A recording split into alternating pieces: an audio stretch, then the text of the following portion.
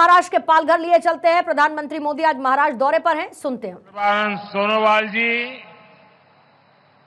महाराष्ट्र के उप मुख्यमंत्री देवेंद्र फडणवीस जी, अजित दादा पवार जी, केंद्रीय मंत्रिमंडल के मेरे अन्य सहयोगीगण, महाराष्ट्र सरकार के मंत्री, अन्य महानुभाव और मेरे प्यारे भाइयों एवं बहनों, आज संत सेनाजी महाराज यांची पुण्यतिथी।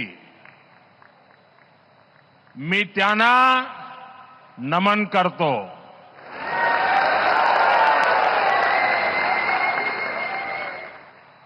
माझ्या सर्व लाडक्या बहिणी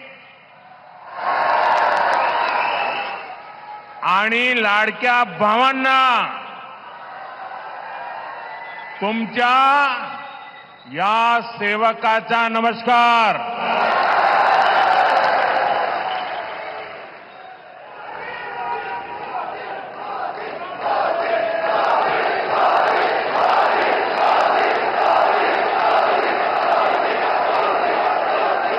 साथियों,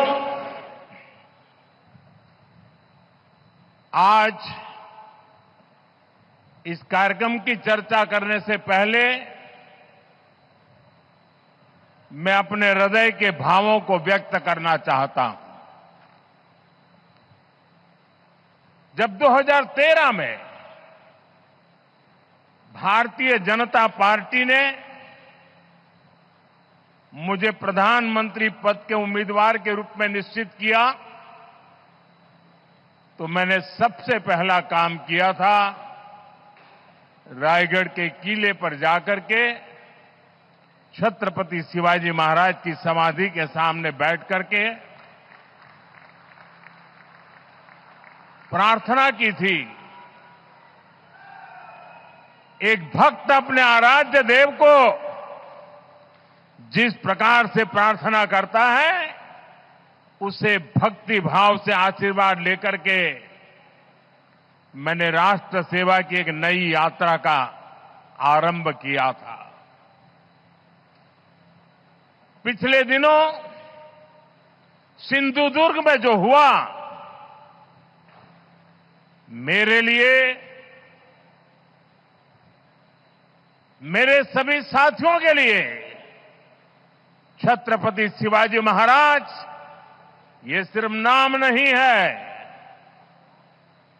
हमारे लिए छत्रपति शिवाजी महाराज ये सिर्फ राजा महाराजा राजपुरुष मात्र नहीं है।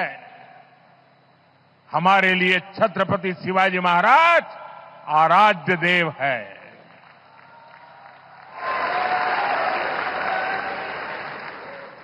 और मैं आज सर झुका करके मेरे आराध्य देव छत्रपति शिवाजी महाराज की उनके चरणों में मस्तक रख के माफी मांगता हूं।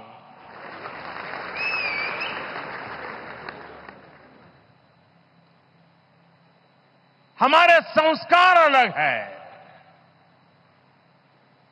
हम वो लोग नहीं हैं जो आए दिन भारत मां के महान सपूत, इसी धरती के लाल वीर सावरकर को अनाप शनाप गालियां देते रहते हैं, अपमानित करते रहते हैं, देशभक्तों की भावनाओं को कुचलते हैं। उसके बावजूद भी वीर सावरकर को गालियां देने के बावजूद भी माफी मांगने को जो तैयार नहीं है, अदालतों में जाकर के लड़ाई लड़ने को तैयार है, इतने बड़े महान सपूत का अपमान करके जिनको पश्चाताप नहीं होता है, महाराष्ट्र की जनता उनके संस्कार को अब जान ले। और ये हमारे संस्कार है कि इस धरती पर आते ही आज मैंने पहला काम मेरे आराध्य देव छत्रपति शिवाजी महाराज में उनके चरणों में सर झुका करके क्षमा मांगने का कर रहा हूं।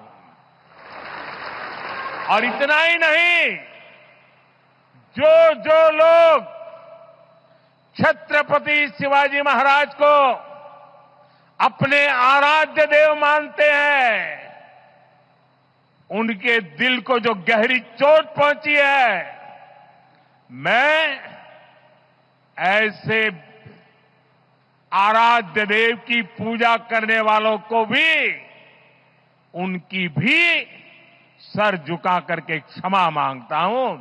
मेरे संस्कार अलग है।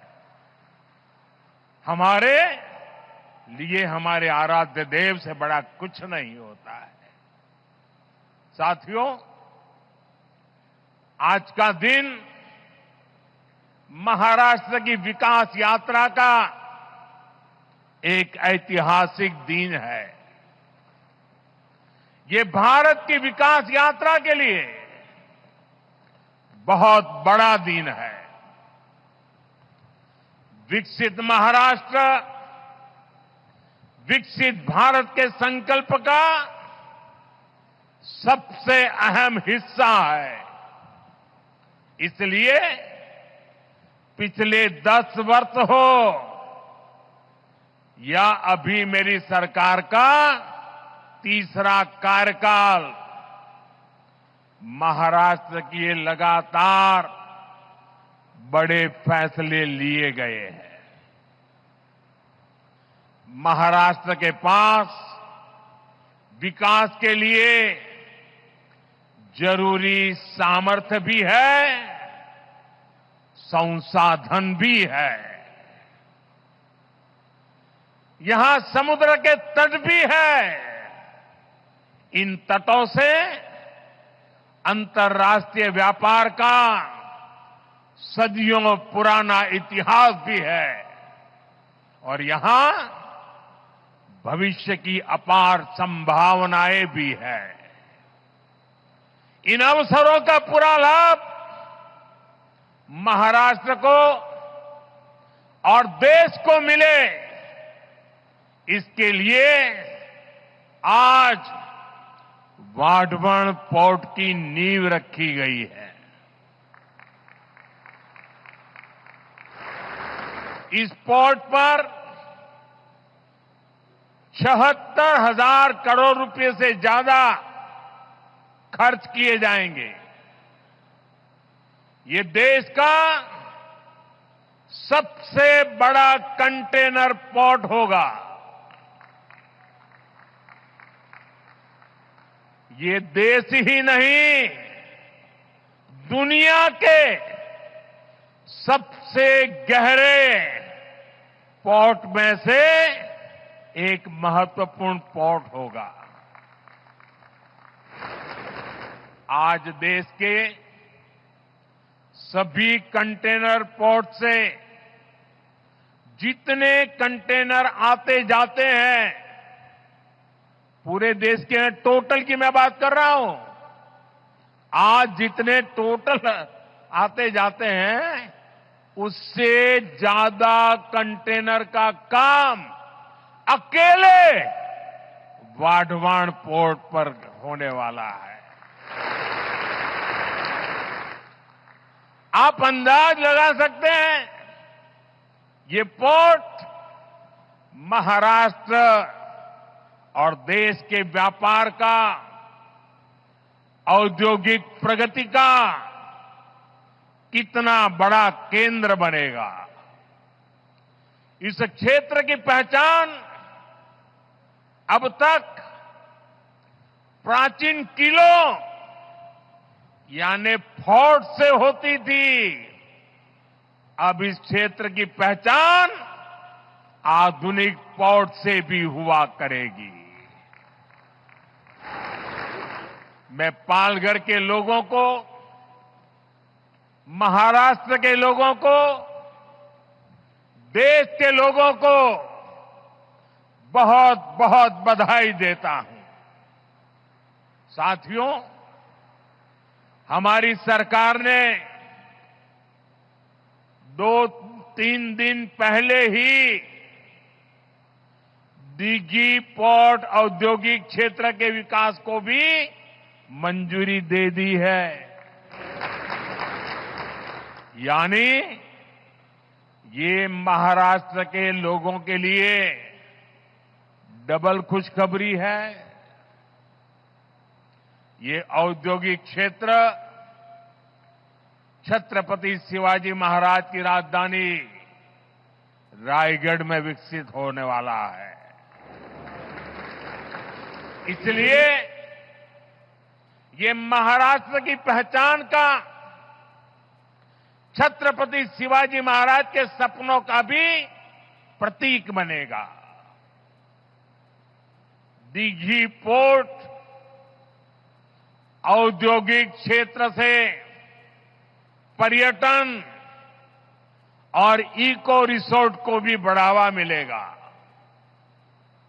साथियों, आज यहां मच्छीमार भाई बहनों के लिए भी 700 करोड़ रुपए से ज्यादा की विकास परियोजनाओं का शिलान्यास किया गया है। देश की अलग अलग जगहों पर 400 करोड़ रुपए से ज्यादा की परियोजनाओं का उद्घाटन भी यहीं से हुआ है। इन सब प्रोजेक्ट्स के लिए भी अपने मछुआरे भाई बहनों को, आप सभी साथियों को बधाई देता हूं। वाढवण पोर्ट हो, दिघी पोर्ट इंडस्ट्रियल एरिया का विकास हो, फिशरीज की योजनाएं हो, इतने बड़े बड़े काम माता महालक्ष्मी देवी, माता जीवदानी और भगवान तुंगारेश्वर के आशीर्वाद से ही हो रहे हैं।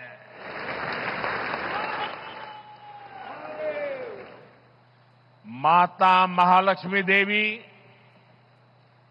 माता जीवदानी आणि भगवान तुंगारेश्वर यांना माझे शत शत नमन। साथियों, एक समय था जब भारत को विश्व के सबसे समृद्ध और सशक्त राष्ट्रों में गिना जाता था। भारत की समृद्धि का एक बड़ा आधार था भारत का सामुद्रिक सामर्थ्य।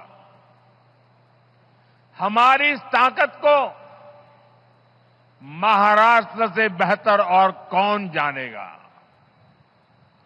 छत्रपति शिवाजी महाराज, उन्होंने समुद्री व्यापार को, समुद्री शक्ति को एक नई ऊंचाई दी थी। उन्होंने नई नीतियां बनाई, देश की प्रगति के लिए फैसले लिए। कभी हमारी ताकत इतनी थी कि दरिया सारंग कान्होजी आंग्रे पूरी ईस्ट इंडिया कंपनी पर भारी पड़े थे। लेकिन आजादी के बाद उस विरासत पर ध्यान नहीं दिया गया। औद्योगिक विकास से लेकर व्यापार तक भारत पीछे ही छूटता चला गया। लेकिन साथियों, अब ये भारत नया भारत है। नया भारत इतिहास से सबक लेता है। नया भारत अपने सामर्थ्य को पहचानता है। नया भारत अपने गौरव को पहचानता है, गुलामी की बेड़ियों के हर निशान को पीछे छोड़ते हुए नया भारत समुद्री इंफ्रास्ट्रक्चर में मिल के नए पत्थर लगा रहा है। साथियों, पिछले एक दशक में भारत के समुद्री तटों पर विकास को अभूतपूर्व गति मिली है। हमने बंदरगाहों को आधुनिक बनाया है, हमने जल मार्गों को विकसित किया है, जहाजों को बनाने का काम भारत में हो, भारत के लोगों को रोजगार मिले, सरकार ने इस पर जोर दिया है। इस दिशा में लाखों करोड़ रुपए का निवेश हुआ है। आज इसके परिणाम भी हमें देखने को मिल रहे हैं। ज्यादातर पोर्ट की क्षमता पहले की तुलना में दोगुनी हो गई है। निजी निवेश भी बढ़ा है। जहाजों के आने जाने के समय में भी कमी आई है। इसका लाभ किसे मिल रहा है? हमारे उद्योगों, हमारे व्यापारियों, जिनकी लागत कम हुई है। इसका लाभ हमारे युवाओं को मिल रहा है, जिन्हें नए अवसर मिल रहे हैं। इसका लाभ उन नाविकों को मिल रहा है जिनकी सुविधाएं बढ़ी है।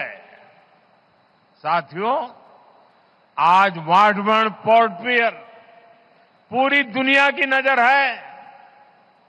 दुनिया में वाडवर्ण पोर्ट की बराबरी करने वाले 20 मीटर जितनी गहराई वाले बहुत कम बंदरगाह है। इस पोर्ट पर हजारों जहाज आएंगे, कंटेनर आएंगे। इस पूरे क्षेत्र की आर्थिक तस्वीर बदल जाएगी। सरकार वाडवर्ण पोर्ट को रेल और हाईवे कनेक्टिविटी से भी जोड़ेगी। कितने ही नए नए व्यापार इस पोर्ट की वजह से यहां शुरू होंगे। यहां वेयर हाउसिंग के काम में बहुत तेजी आएगी और इसकी लोकेशन ये तो सोने पर सुहागा है। Western dedicated freight corridor, Delhi Mumbai expressway, सब कुछ बहुत पास है। पूरे साल यहां से कार्गो आएगा जाएगा और इसका सबसे ज्यादा लाभ आप लोगों को मिलेगा, मेरे महाराष्ट्र के भाई बहनों को मिलेगा, मेरी नई पीढ़ी को मिलेगा।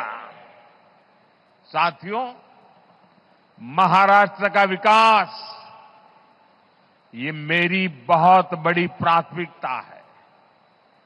आज मेक इन इंडिया का लाभ महाराष्ट्र को हो रहा है। आज आत्मनिर्भर भारत अभियान का लाभ महाराष्ट्र को हो रहा है।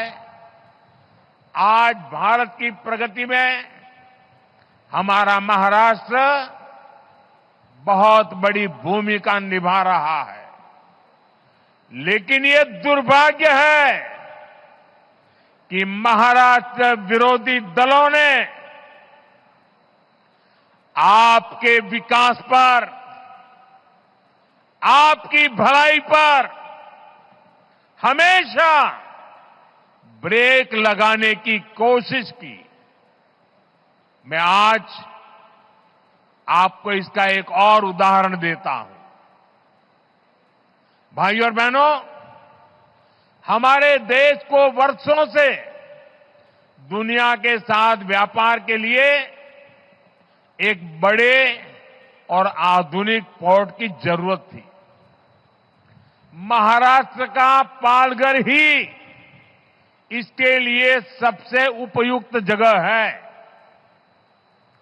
ये पोर्ट हर मौसम में काम कर सकता है, लेकिन इस प्रोजेक्ट को 60 वर्षों तक लटका कर रखा गया। महाराष्ट्र और देश के ये योजना इतने जरूरी काम को कुछ लोग शुरू ही नहीं होने दे रहे थे। 2014 में आप सबने हमें दिल्ली में सेवा करने का मौका दिया। 2016 में जब हमारे साथी देवेंद्र जी की सरकार आई, तब इस पर उन्होंने गंभीरता से काम शुरू करवाया। 2020 में यहां पोर्ट बनाने का फैसला भी कर लिया गया, लेकिन उसके बाद सरकार बदल गई और 2.5 साल तक फिर यहां कोई काम नहीं हुआ।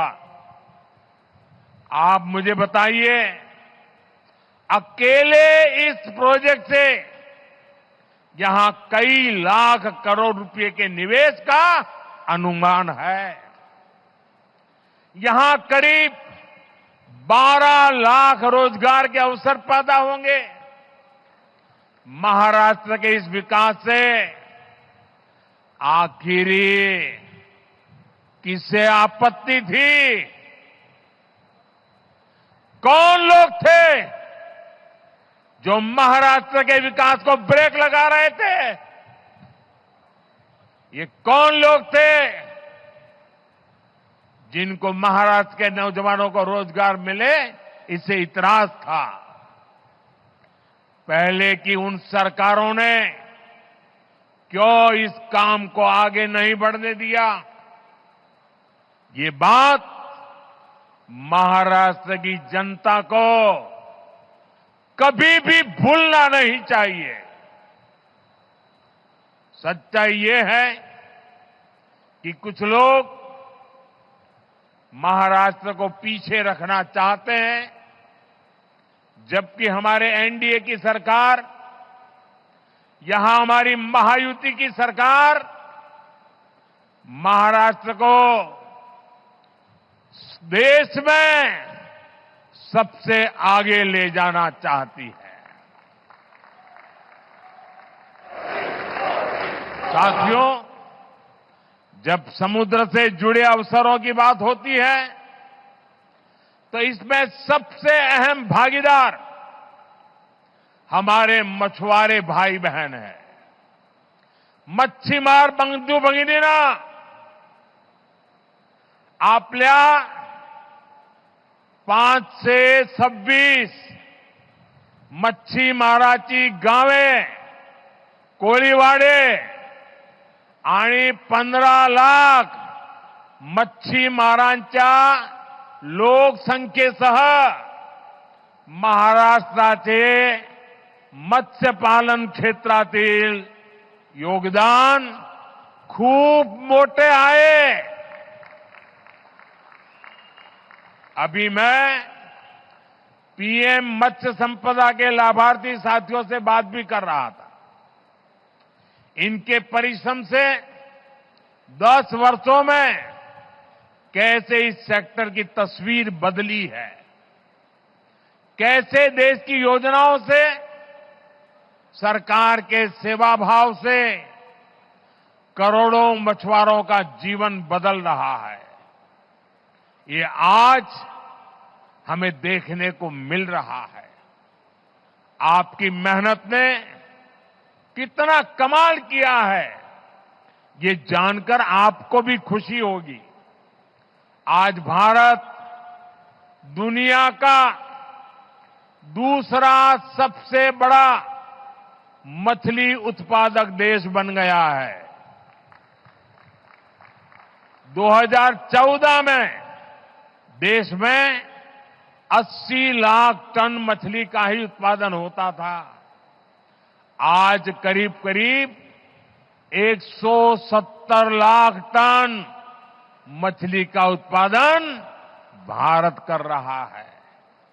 यानी सिर्फ 10 साल में मछली का उत्पादन आपने 2 गुना कर दिया है। आज भारत का सी फूड निर्यात भी तेजी से बढ़ रहा है। 10 साल पहले देश से 20,000 करोड़ रुपए से कम का झींगा निर्यात होता था। आज 40,000 करोड़ रुपए से ज्यादा की झींगा निर्यात होता है। यानी झींगा का निर्यात भी आज 2 गुने से ज्यादा हो गया है। हमने जो ब्लू रिवॉल्यूशन स्कीम शुरू की थी, उसकी सफलता चारों तरफ दिख रही है। इस योजना से रोजगार के लाखों नए अवसर तैयार हुए हैं। आमच्या सरकारच्या निरंतर प्रयत्नामुळे कोट्यावधी मच्छीमारांचे उत्पन्न वाढले आहे, त्यांचा जीवन स्तर सुधारला आहे। साथियों, हमारी सरकार मछली उत्पादन में महिलाओं की भागीदारी को बढ़ाने के लिए भी काम कर रही है। प्रधानमंत्री मत्स्य संपदा योजना के तहत हजारों महिलाओं को मदद दी गई है। आप भी जानते हैं कि मछली पकड़ने के लिए जाने वाले लोगों को अपने जीवन का खतरा भी उठाना पड़ता है। घर की महिलाएं, पूरा परिवार चिंता में जीता था। हम आधुनिक टेक्नोलॉजी और सैटेलाइट की मदद से इन खतरों को भी कम कर रहे हैं। आज जो ये वेसल कम्युनिकेशन सिस्टम शुरू हुआ है, वो तो हमारे मच्छी मार भाई बहनों के लिए बहुत बड़ा वरदान होगा। सरकार मछली पकड़ने वाले जहाजों पर 1 लाख ट्रांसपोंडर लगाने जा रही है। इसकी मदद से हमारे मछुआरे साथी अपने परिवारों से, बोट मालिकों से, फिशरीज डिपार्टमेंट से, समुद्र की सुरक्षा करने वालों से हमेशा जुड़े रहेंगे। चक्रवात के समय, समुद्र में किसी अनहोनी के समय हमारे मछुआरे साथी जब चाहे अपना संदेश सैटेलाइट की मदद से किनारे पर संबंधित लोगों को भेज पाएंगे। संकट के समय आपका जीवन बचाना, आप तक सबसे पहले पहुंचना सरकार की बहुत बड़ी प्राथमिकता है।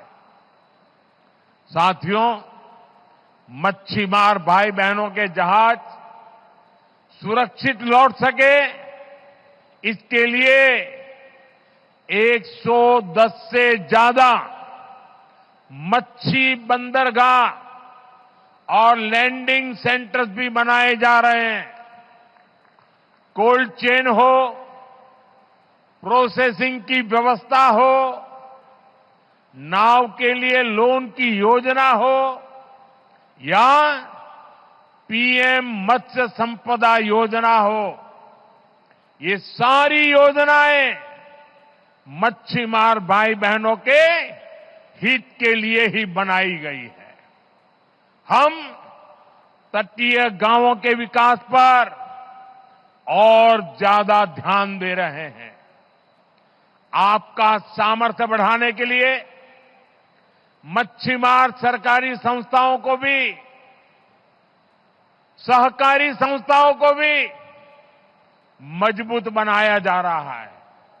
साथियों, पिछड़ों के लिए काम करना हो या वंचितों को अवसर देना हो, बीजेपी और एनडीए सरकारों ने पूरे समर्पण भाव और ईमानदारी से काम किया है।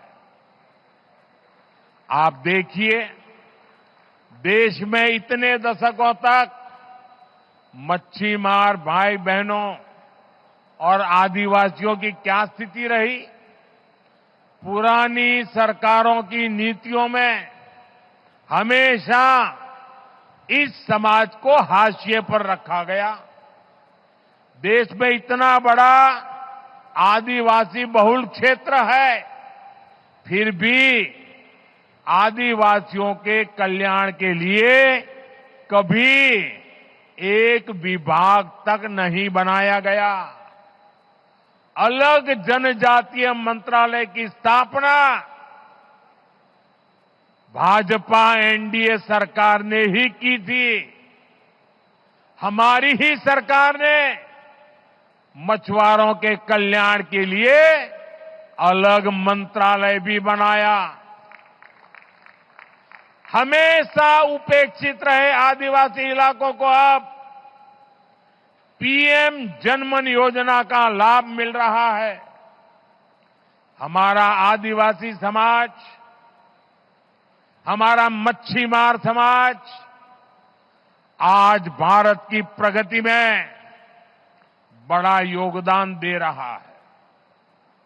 साथियों, आज मैं महायुति की सरकार की एक और बात के लिए विशेष रूप से सराहना करूंगा। विमेन लेड डेवलपमेंट में, नारी सशक्तिकरण में महाराष्ट्र देश को दिशा दिखा रहा है। आज महाराष्ट्र में अनेक उच्च पदों पर महिलाएं बहुत ही शानदार काम कर रही है। राज्य के इतिहास में पहली बार मुख्य सचिव के रूप में सुजाता सौनिक जी राज्य प्रशासन का मार्गदर्शन कर रही है। पहली बार राज्य के पुलिस फोर्स की प्रमुख डीजीपी रश्मि शुक्ला जी नेतृत्व कर रही है। पहली बार राज्य के फॉरेस्ट फोर्स की प्रमुख के रूप में शोमिता विश्वास जी लीड कर रही है। पहली बार राज्य के कानून विभाग के प्रमुख के रूप में श्रीमती सुवर्णा केवले जी बड़ी जिम्मेदारी संभाल रही है।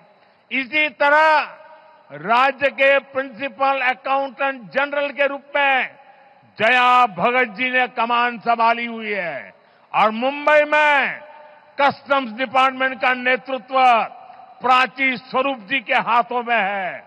मुंबई की विशाल और मुश्किल भरे अंडरग्राउंड मेट्रो 3 को मुंबई मेट्रो की एमडी अश्विनी भिड़े जी लीड कर रही है।